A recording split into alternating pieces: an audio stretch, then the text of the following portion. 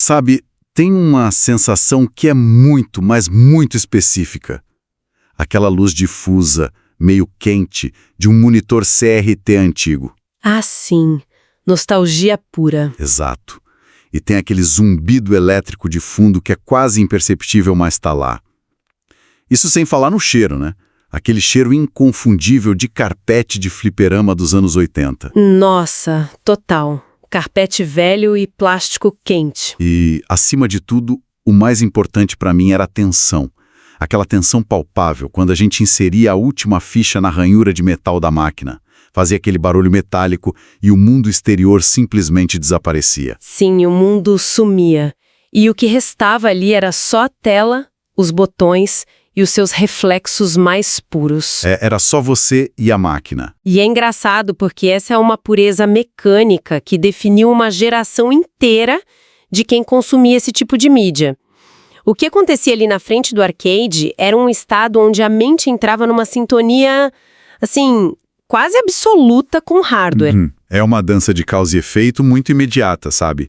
Muito visceral. Bateu, refletiu, quebrou. E é impressionante observar como agora, décadas depois, a indústria do entretenimento digital ainda tenta de todas as formas engarrafar esse raio. Com certeza. É o santo grau do design de jogos. A busca incessante para recriar essa exata sensação de foco absoluto, mas agora, claro, projetada para os painéis de vidro e metal que a gente carrega nos nossos bolsos todos os dias. E é um desafio enorme. O que nos leva à nossa missão no Mergulho Profundo de hoje.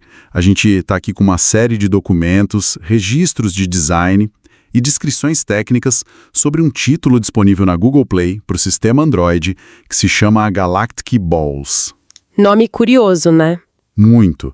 E olhando de relance, parece só mais um conceito clássico e nostálgico, o famosíssimo estilo quebra-blocos. Sim, a premissa mais básica possível. Mas a nossa missão hoje é desvendar uma engenharia de design que é bem paradoxal.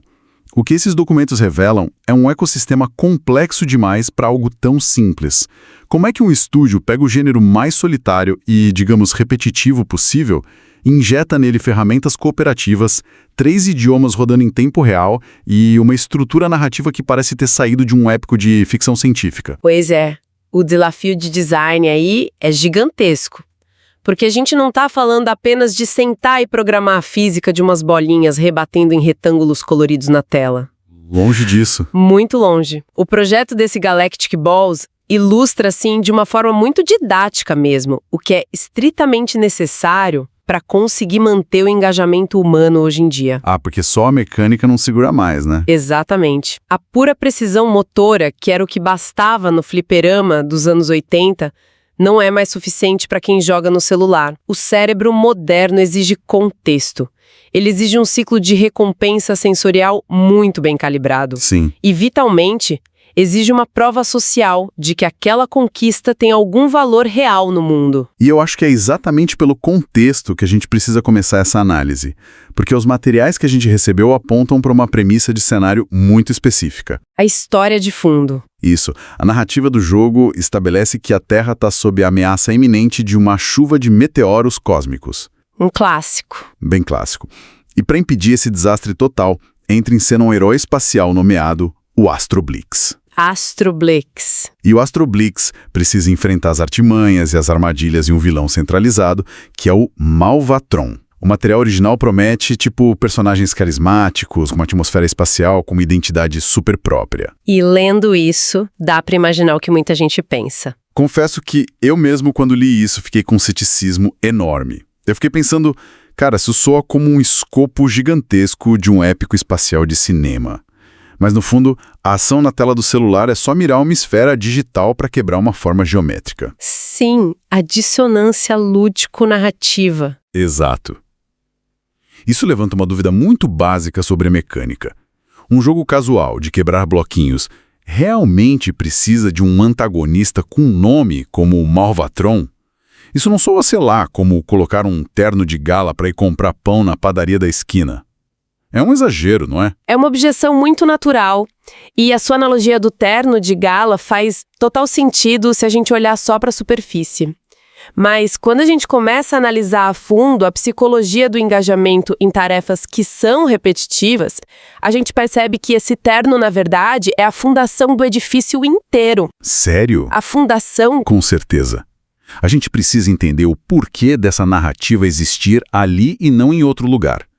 Pensa bem, a mecânica de destruir blocos é geométrica, ela é puramente matemática. E por causa disso, ela é inerentemente monótona, se for prolongada por muito tempo sem nenhuma variação. Vira só jogar a bolinha pro alto de novo e de novo. Exato. O cérebro humano é, fundamentalmente, uma máquina de buscar padrões. Mas ele também se entedia incrivelmente rápido quando ele decifra os padrões. Ou seja, a mente precisa de um motivo a mais.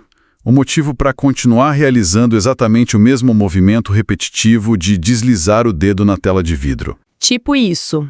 Ao adicionar a figura de um herói, o Astro Blix, e principalmente ao focar a fonte do problema em um vilão, o Malvatron, o design de Galactic Balls transforma uma tarefa motora, que seria chata, numa coisa muito maior. Ele cria um enquadramento cognitivo de missão. Muda a perspectiva. Muda tudo. Não se trata mais só de limpar uma tela de pixels estáticos que vão descendo a cada turno. Trata-se de defender a Terra de uma força antagonista. Certo. O Malvatron deixa de ser só um código que gera números e blocos aleatórios e ele passa a ser percebido pelo cérebro como uma entidade que está teoricamente tentando derrotar quem está jogando ali na hora. Ele te personifica o obstáculo. Exatamente. E essa camada narrativa, que parece super simples, cria um senso de urgência. Hoje a gente tem um mercado de aplicativos que está incrivelmente saturado, né? Tem milhares de opções. Então, ter uma justificativa emocional para aquela ação mecânica é o que diferencia um mero passatempo de uma experiência realmente envolvente. Olha, isso lança uma luz muito interessante sobre a estrutura do design. É a mesma diferença psicológica entre correr numa esteira de academia olhando por uma parede branca e correr numa esteira imaginando que tem uma ameaça iminente logo atrás de você, tipo um leão. Nossa, ótima analogia. O esforço físico muscular ali é literalmente o mesmo.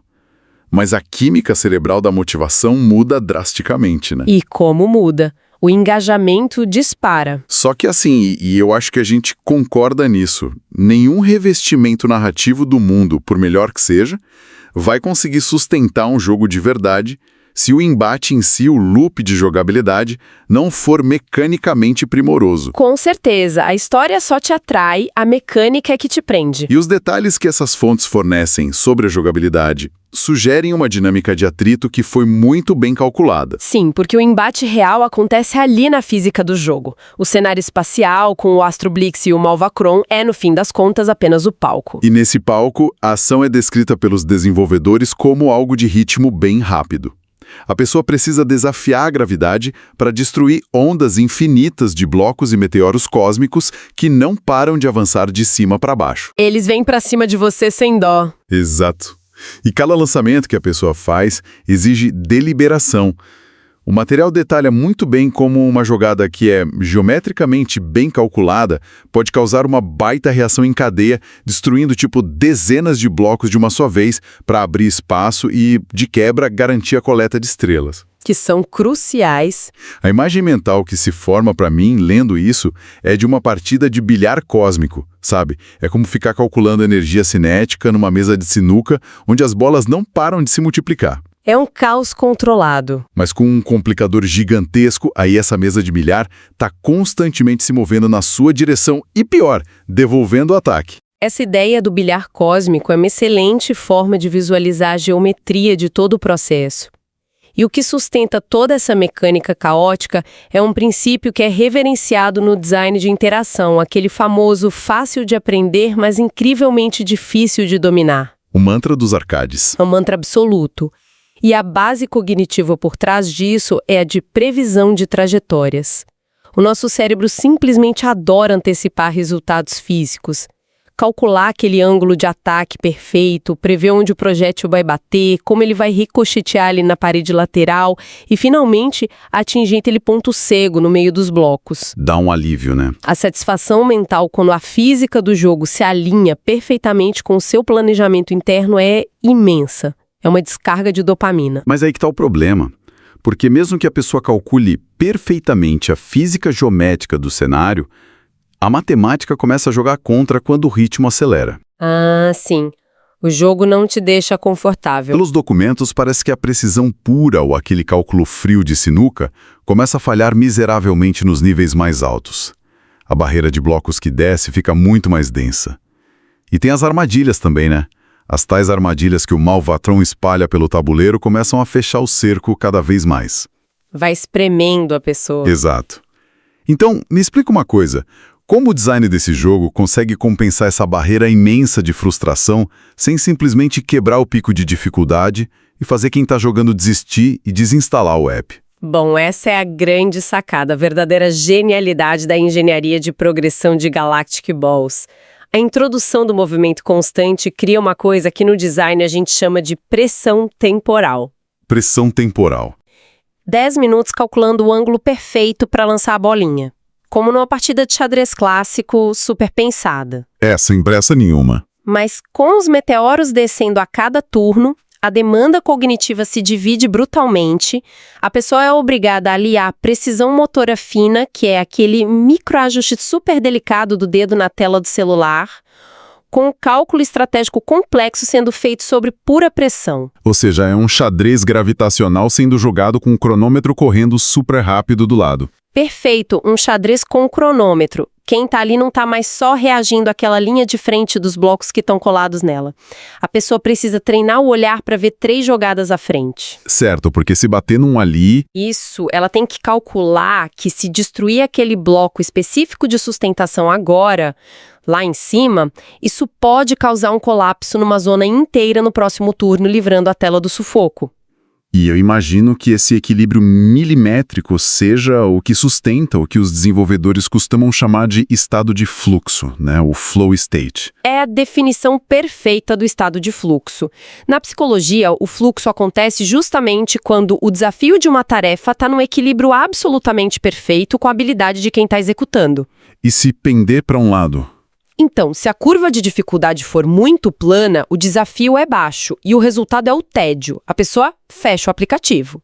Agora, se o avanço daquelas ondas de meteoros for íngreme demais, rápido demais, a resposta emocional imediata é a ansiedade e a frustração, o que também leva ao abandono. Ninguém gosta de ser esmagado sem chance. Ninguém. E o brilhantismo do design aqui é usar essa progressão milimétrica da resistência geométrica dos blocos para manter a experiência inteira sempre dançando nessa fronteira de tensão. Sempre ali no limite. Mas sabe, o estado de fluxo pressupõe que, eventualmente, o desafio inevitavelmente vai superar a sua habilidade bruta. Sempre chega num ponto em que apenas mirar as bolinhas geometricamente não é mais suficiente para limpar tudo. Ah, chega. A matemática vence no fim. Pois é. A tela enche, aquele espaço de manobra para planejar simplesmente desaparece e o erro se torna inevitável. E é exatamente para mitigar esse momento crítico de ruptura que o material-fonte introduz os famigerados power-ups. As ferramentas de suporte. Isso. Ferramentas pesadas, como escudos, repulsores e lasers superpoderosos. Mas eu vou ser sincero, eu leio isso nos documentos e me questiono imediatamente. A introdução de um super laser que simplesmente atravessa a tela inteira e destrói tudo não deturpa aquela pureza mecânica que a gente estava exaltando 2 minutos atrás? É uma ótima pergunta. Porque, assim, se a graça do jogo é dominar a geometria complexa do bilhar cósmico, ter ali no canto da tela um botão mágico de limpar a tela não é, na prática, uma trapaça legalizada, um truque que barateia todo o desafio que foi construído? Olha, essa é uma crítica que é super comum em fóruns e análises de jogos casuais.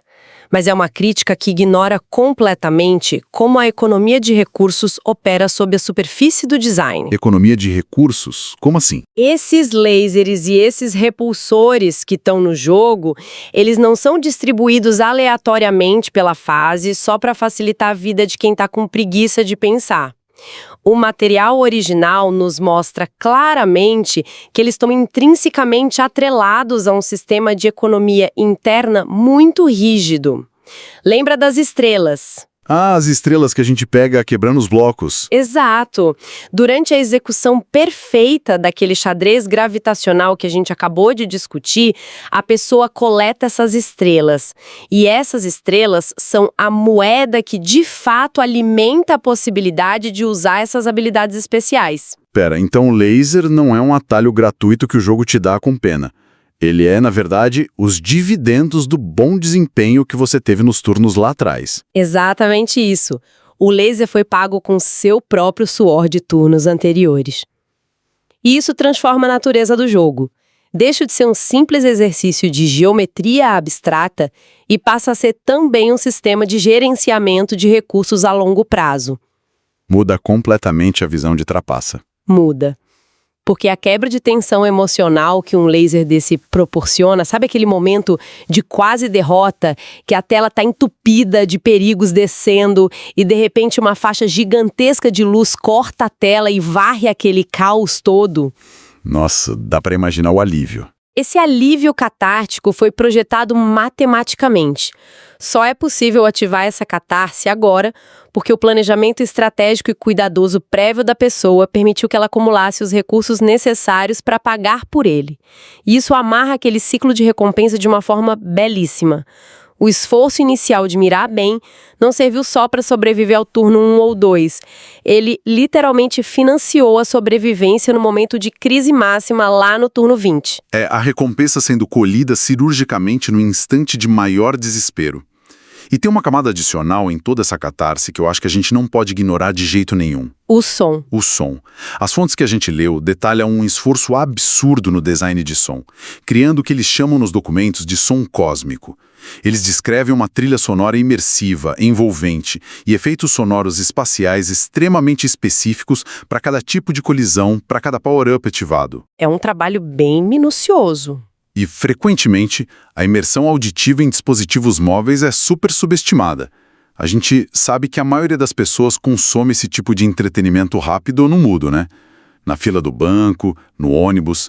Mas a engenharia sonora que está documentada aqui parece ter um propósito bem mais funcional e estrutural do que apenas ser agradável ou bonitinha para os ouvidos. Ah, não é só estética. O som, num design como esse, é a âncora psicológica do impacto físico. Âncora psicológica. Explica melhor. Pensa assim, a nossa visão processa a geometria e a posição dos blocos na tela de vidro, certo? Mas é a audição que, com muita frequência, consolida para o cérebro a fisicalidade daquela ação digital. Certo. Então, quando aquele laser catártico entra em cena para mudar o rumo da partida que você estava perdendo, o impacto visual da luz na tela é apenas metade da equação para o seu cérebro. O som grave daquele feixe cortando os obstáculos, aquela frequência pesada do repulsor afastando os blocos à força, a trilha sonora de fundo que se adapta dinamicamente e acelera conforme os blocos se aproximam. Vai criando uma tensão física, né? Tudo isso compõe um ciclo fechado de condicionamento operante. É o que diz para o cérebro. Isso importa, isso tem peso. Torna o abstrato algo tátil. Uma luzinha no vidro vira uma explosão com peso. Precisamente. O ritmo alucinante de Galactic Balls depende crucialmente dessa resposta auditiva, porque cada bloco destruído não pode ser só um pixel apagando. Ele precisa soar como uma pequena e vibrante vitória material. É assim que o cérebro continua engajado, afundado no estado de fluxo. Entendi. Para te dar uma imagem clara, o barulho de quebrar um bloco ali é o equivalente digital exato àquele som pesado e extremamente gratificante de uma bola de boliche derrubando todos os pinos no final da pista. É um som que você sente. Ou, voltando à nossa premissa do início, é a recriação daquele som inesquecível e físico das moedas despencando da ranhura da máquina do fliperama, recompensando quem jogava bem.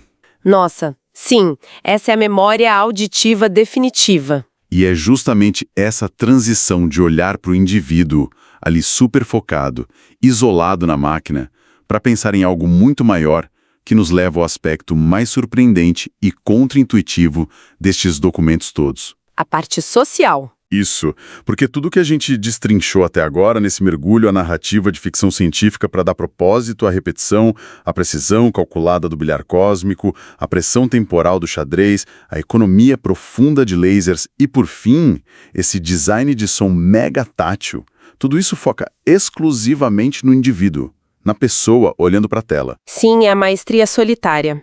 A jornada do herói sozinha no sofá de casa. Mas as fontes apontam para uma arquitetura técnica social que tenta ativamente conectar essas milhões de ilhas individuais. E isso é ousado. Ousado é pouco. É o que redefine completamente a ambição estrutural de um projeto que parecia tão pequeno. É o que os documentos chamam, pomposamente, de galáxia em movimento. Galactic Balls não fica só no placar individual. O jogo implementa um ranking global e, o que é muito mais intrigante para um jogo casual, um chat geral integrado, onde é possível de fato conversar, acompanhar atualizações que a comunidade posta e compartilhar conquistas diárias. E o ranking não é só aquela lista fria de nomes, né? Não, de jeito nenhum. O ranking não é estático. Ele tem interações mapeadas onde a pessoa pode, olha só, provocar os outros participantes de forma divertida, usando botões do jogo, ou, e isso é o que mais me chamou a atenção no material inteiro, a pessoa pode pedir doações de estrelas abertamente. A economia do jogo virando algo coletivo? E tudo isso sendo sustentado por um sistema de tradução automática operando simultaneamente em português, inglês e espanhol. É um feito de engenharia de rede enorme. Sim. E eu leio tudo isso sobre provocações gratuitas e chat geral aberto num jogo hipercompetitivo de celular, e eu confesso que eu fico com o pé muito atrás. A gente sabe da história da internet, né? Ah, a gente sabe. Historicamente, inserir um chat aberto no meio de mecânicas baseadas em alta habilidade e ranking global é a receita mais infalível que existe para criar um espaço altamente hostil e tóxico. O pessoal perde a cabeça. Então, como é que o material de origem sugere que o design desse jogo evita que essa funcionalidade afunde a experiência casual, que devia ser relaxante, numa onda de toxicidade? Olha, o seu ceticismo é totalmente fundamentado pela história desastrosa de muitas comunidades online. Mas o que torna essa implementação no Galactic Balls tão peculiar e inteligente é o equilíbrio estrutural das próprias interações. Como assim equilíbrio? O sistema social lá dentro opera com 2 motores emocionais primários que são programados para se autorregularem. Por um lado, você tem a competição nua e crua mediada por essas tais provocações. A provocação que irrita. Isso. Isso atinge o orgulho, aquece a rivalidade natural e serve como combustível base para o engajamento contínuo. É aquela famosa necessidade incontrolável de tentar só mais uma vez, porque alguém com bandeira de outro país tirou uma onda com seu recorde e tomou seu lugar no pódio. E se fosse só isso, a guerra estava armada. A toxicidade é lá no teto. Exatamente, seria quase garantida. Mas aí que entra a grande sacada. O segundo motor, que é a mecânica de doação. A doação de estrelas. Exato. O botão de pedir doações é o contrapeso de cooperação desse ecossistema. Lembra uns 10 minutos atrás, quando a gente discutiu que aquelas estrelas são absolutamente vitais para comprar os lasers que garantem a sobrevivência nas fases mais difíceis? Sim, é a moeda de sobrevivência do jogo. Sem estrela, você trava. Portanto, doar uma estrela no chat para um estranho não é um ato digital vazio, tipo dar um joinha ou um like. É a transferência concreta de um recurso valioso e conquistado com suor no bilhar cósmico. Nossa, faz sentido. Quando o sistema não só permite, mas incentiva que quem joga doe os próprios recursos para outra pessoa que está presa num nível, ele cultiva um senso de solidariedade paralela que é muito forte. Fica aquela sensação de tamo junto nessa. Cria-se essa atmosfera de que, apesar de toda a rivalidade pesada no ranking, no fundo, tá todo mundo compartilhando a mesmíssima trincheira espacial contra as mecânicas cruéis que o jogo joga na sua cara, lá representadas pelo vilão, o Malvatron. E para mim a melhor analogia para entender essa dualidade de rir do outro e ajudar o outro ao mesmo tempo é, ironicamente, retornar direto para o nosso ponto de partida. De volta ao fliperama da década de 80. Perfeito. Sabe aquela máquina no canto do bar? Sim, onde a pessoa que estava com a ficha inserida estava lá isolada fisicamente nos controles, suando frio, tentando quebrar um recorde quase impossível. Mas ao redor tinha meia dúzia de pessoas aglomeradas que não estavam jogando, mas estavam participando intensamente do momento. Exatamente esse o clima. Algumas dessas pessoas estavam lá torcendo ativamente a favor. Talvez até cantando a próxima jogada, avisando de um obstáculo, dando aquela ajuda moral. E outras, Enquanto outras pessoas estavam ali do lado só provocando, rindo alto, torcendo pelo erro, só para poder colocar a próxima ficha de metal e finalmente assumir o controle da máquina. o que a equipe de desenvolvimento do Galactic Balls parece ter feito, e isso transparece em todos os registros técnicos, foi sentar e criar uma arquitetura complexa de código para digitalizar em escala global essa exata dinâmica de multidão do fliperama. Não tem como, é a síntese perfeita. A provocação e o ombro amigo no mesmo espaço.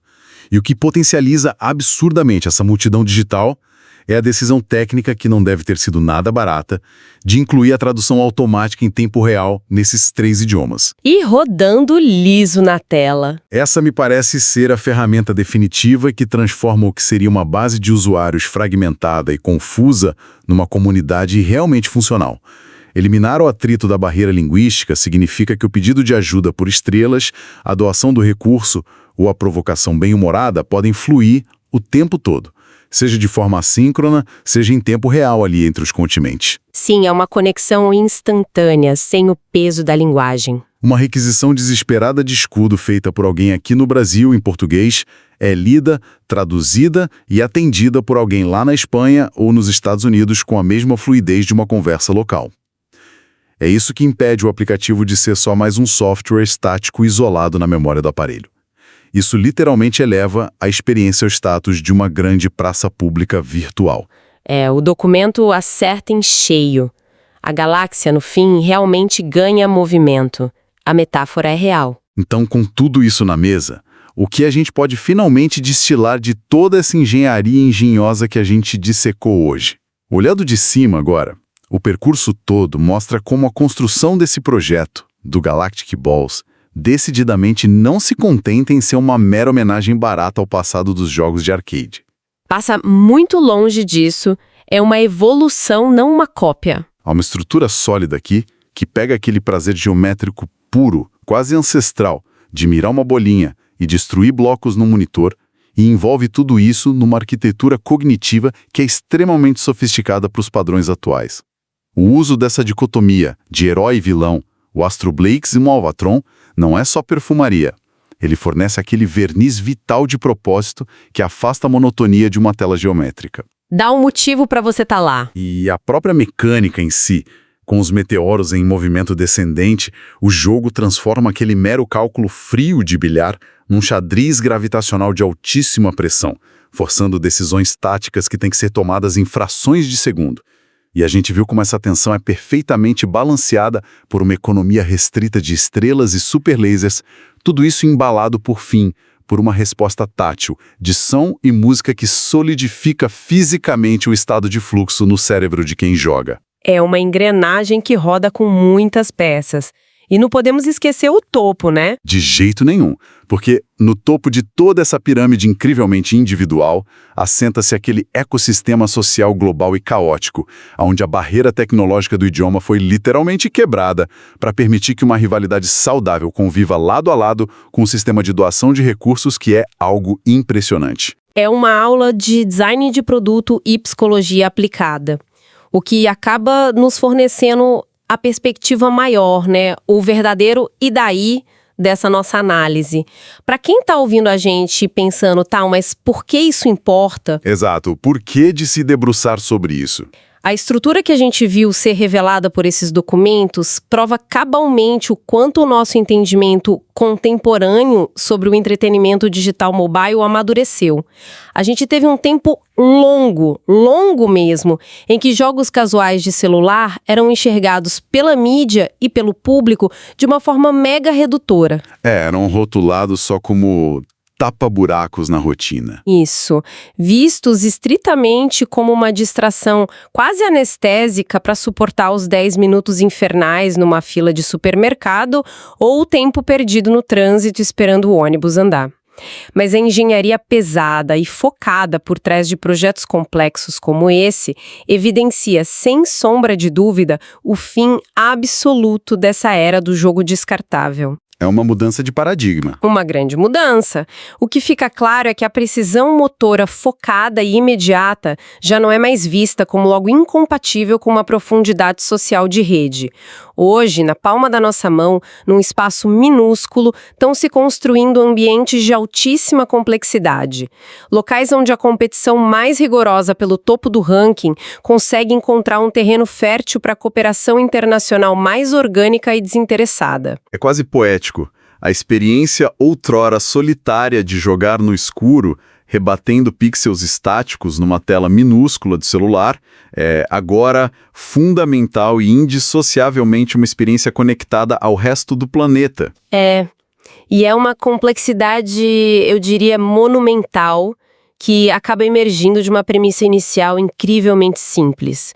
É um salto evolutivo gigantesco entre só rebater um quadrado contra uma parede branca e, de repente, ter que gerenciar recursos suados, interagindo com uma comunidade multilinguística e colaborativa no mundo todo. E, sabe, pegando um gancho em tudo isso que a gente conversou, talvez a descoberta mais reveladora que eu tiro de todo esse material não seja nem na área técnica, nem do código, nem do design em si. Talvez ela seja antropológica, de fato. Antropológica? Como assim? É que fica um questionamento muito profundo sobre a nossa própria arquitetura comportamental na vida real. Pensa bem, se um software casual, que foi criado primordialmente para destruição matemática de formas geométricas iluminadas na tela de um telefone, se os designers desse software sentem a necessidade sistemática e urgente de incorporar uma ferramenta ali no meio. Pra quê? Uma ferramenta para que as pessoas possam voluntariamente sacrificar os seus próprios recursos digitais, suados, aquelas estrelas que dão a sobrevivência delas no jogo, apenas para auxiliar um ilustre desconhecido que está, milhares de quilômetros de distância e que não pode oferecer nada em troca. Nossa! Motivos de lazer e escapismo. Parece que tem lá no fundo um impulso incontornável e latente para simplesmente estender a mão na direção do outro. Fica essa reflexão para quem nos acompanhou até o fim dessa análise. Um impulso inescapável para não estarmos sozinhos, nem brincando de quebrar pedras no espaço. Perfeito!